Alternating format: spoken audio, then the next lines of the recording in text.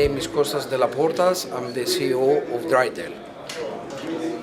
What is your outlook on the dry bulk sector? My outlook of the dry bulk sector is that I am cautiously optimistic about the dry bulk market for the coming years to come, since the supply is very tight. On the dry bulk ships, the order book remains on the historical low levels, on about 7 to 8%. The demand also is picking up. We see increase of demand of raw materials and shipments of bulk commodities, especially coal and iron ore. My company is always doing new building ships in Japanese, as these ships are performing excellent. I'm very bullish about the dry market, since we see a very good supply and demand. What are the biggest challenges facing shipping today? The biggest challenge for me is that there is no clarity in the market of which fuel will prevail in order to reach the net zero emission by 2015. Honest, I've been puzzled, and they don't know which dual engine will be used in order to have the most fuel efficient fuel and engine. The second challenge for me is that we have lack of employees and office staff and crew members. That's why I highly recommend to the young generation to start studying shipping and to enter in the shipping market and shipping industry. We need them a lot. Thank you very much.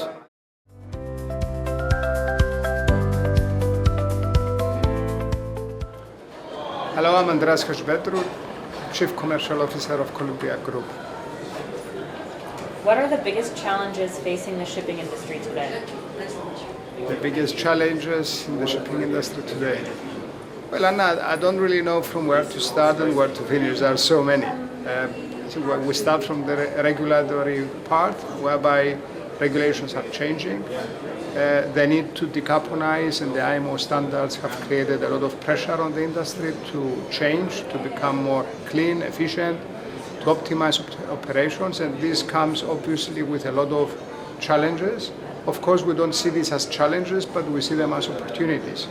And one of the main challenges is not only to comply with the regulation and create the framework for the ships to operate effectively, but mostly to train the people, to convince young people to go on the ships, to convince them that seafaring is a good profession. And in order to achieve that, we need to provide education, we need to provide training, we need to provide enhanced benefits for the seafarers to come at the sea.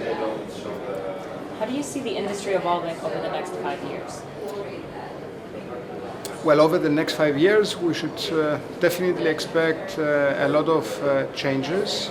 The industry will become a lot more transparent.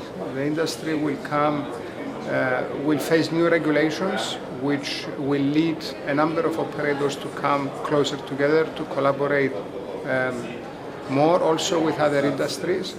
For example, the Fuel EU regulation, many small companies will have to pull their operations so that they can benefit out of the regulation and avoid penalties. And I believe that the path to decarbonization will continue. We will see new technologies. The fuel technology will also change. And we will be here in 5 years again in Japan to explore the same possibilities. Perfect. Thank you. Thank you so much.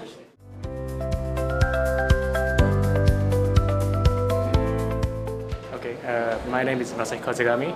I joined head of ship finance team at DBJ. DBJ is the acronym of Development Bank of Japan, wholly government-owned financial institution in Japan. And our Maritime portfolio is roughly $5 billion US. Among that, roughly 20% is allocated to overseas clients. What should international figures know about Japanese banking and leasing? Okay, Japan is one of the largest financial sources to maritime industry. And historically we have provided financing to domestic operators and ship owners. And recently we have expanded our business area to overseas as well. And I believe that Japanese lenders' competitiveness is like a trustworthiness and a long-term perspective. Although there may be some language barriers and time differences, all in all, Japanese lenders put emphasis on its long-term relationship and mindsets such as punctuality and keeping one's word. It can be advantageous to our foreign clients. What role does Japan play in international shipping? Okay, Japan is one of the largest maritime cluster in the world. We have, of course, top name operators, ship owners, well-known class society, and shipyards, and the engine and parts manufacturers, and of course, we financial institutions. So we can collaborate with each other to tackle with many facing challenges such as initiatives towards decarbonization. So through such initiatives, we can present some good practical cases to the global maritime industry. Thank you very much. Thank you very much. Thank you.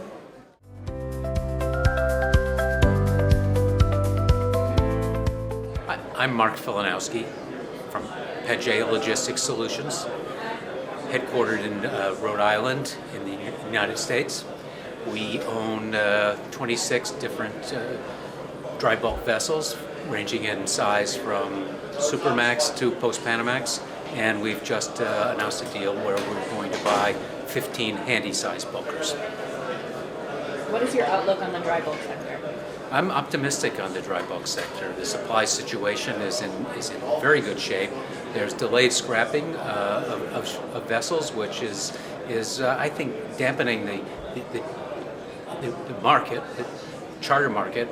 But I think that will come under control in the near future through regulation, age, and higher fuel costs when they spike. How do you see the industry evolving over the next 5 years? Oh, certainly we've got to evolve more toward emissions control, and I think a 5-year period will give us a chance to do that. Just in the past couple of years, we've seen a lot of moving forward with actual products and equipments and ideas that will be put into action in the next few years. So I see the industry striving to do a better job on the emission side. Perfect. Thank you so much.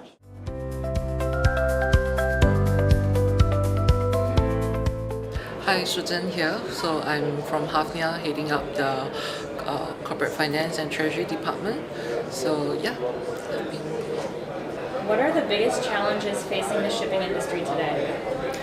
I think Hafnia as a global product tanker and also chemical carrier company it's quite interesting because for us it's about carrying the oil as part of global energy, and going forward what exactly is the energy mix post 2030, 2050. I think we're confident that the oil demand will still be there, but it's also about transitioning past this oil demand, what we're going to do as a global tanker carrier. So I think that's quite interesting, and we are also exploring ways to make sure that we transition together, and also if you think about the global age of the fleet, right now it's aging, so it's also about operating them safely till end of useful life. So we have also been looking at investing in them in existing vessels and also upgrading them. So of course safety is always the utmost priority for us. So yes, I think that's the most challenging part. How do you see the industry evolving over the next 5 years? I think it will be very challenging and complex over the next 5 years. I think I've heard many people talk about the multiple pathways to energy transition. I think for us as well, it's also thinking about which path to take. But I think for us, for going forward to the next 5 years, we will be looking at industry players coming together. We need inputs from charterers. We need the infrastructure ready for global trading. So there's also the ship managers, ship owners coming together as well in this part of the world to start, having some sort of consensus and also being together and finding solutions to what we are facing. Yes. Okay. Thank you so much. Thank you. I really appreciate it.